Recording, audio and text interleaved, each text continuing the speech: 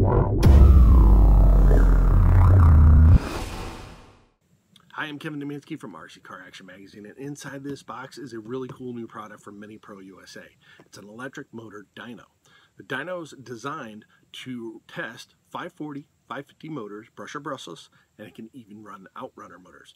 Now, it's controlled by a speed control and a LiPo battery, and you're hooking up to your computer to run the dyno itself, collect all the information, and then it'll show you what's going on. Now, the nice thing is yes, it will test motors, but you can also technically test a speed control. See how the speed controls work. If you got two or three, you want to know which one's best for a certain thing, hook them all up to the same motor, same battery, and now you'll be able to see what the difference is in the speed controls.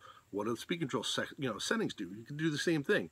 Try the different settings on the same motor, same battery, and you'll be able to test that too. Or you can hook it up to different batteries. Try and see what a 50C battery does versus a 100C battery. So there's a lot you can do with the dyno other than just testing electric motors. And it sounds like a good time to me. I can't wait to get it up and running. Now let's get in the studio and open up the box and see what's inside. When you open the box for the dyno, you're going to find an instruction manual and your packing slip. Now the instruction manual is pretty clear on how to put things together.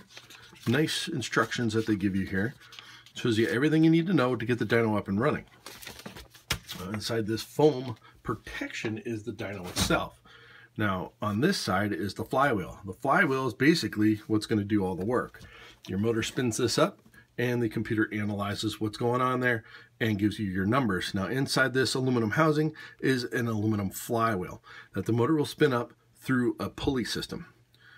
So that is your flywheel setup right there, and on the back are the electronics that are used to connect to your speed control and your computer and all that. So that's that on that side, and then on this side is basically all the other components you need to get it up and running. So you're going to get some cables here that are used to connect to your computer, speed control, so on. Some more electronic components. Now this is a motor mount for your 540 or 550 motor. And it allows you to basically put anything on there, and there's a slight cutout for the set screw for the pulley. Now it includes two pulleys and a belt. One pulley is for a standard size shaft, the other one is for the larger 5mm shafts on the motors. They give you some mounting screws so you can mount it to anything you want.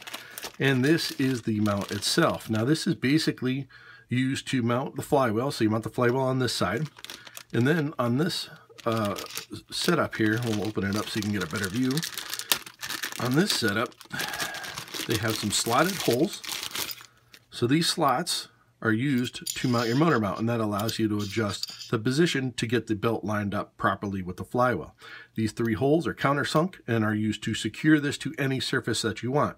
So you could attach it to your workbench, you can get a separate piece of wood, attach it to that, piece of aluminum, whatever you want to do. But this is basically how it all gets set up and mounted so you can go ahead and run the dyno. Now we're going to go ahead and get this thing all put together for you guys. Mount all this stuff, get the dyno running, and we're going to get a speed control set up on it, LiPo battery, and we'll be testing motors in no time.